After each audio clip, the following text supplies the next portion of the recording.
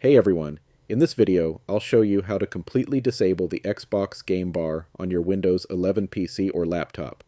This will stop it from popping up while you're playing games or using apps. If this tutorial helps you, don't forget to like the video and subscribe to the channel. It really helps support my content.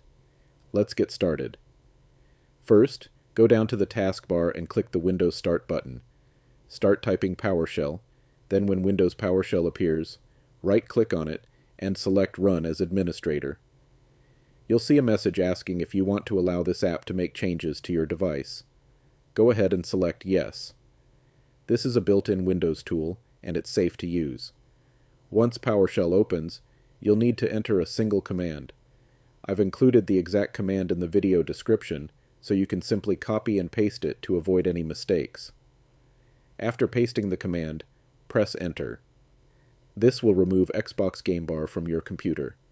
Once that's done, try pressing Windows key plus G. You'll see that Xbox Game Bar no longer opens, meaning it's fully disabled. If you ever want to reinstall Xbox Game Bar, it's easy. Just open the Microsoft Store, search for Xbox Game Bar, or use the direct link in the description, then click Get to reinstall it.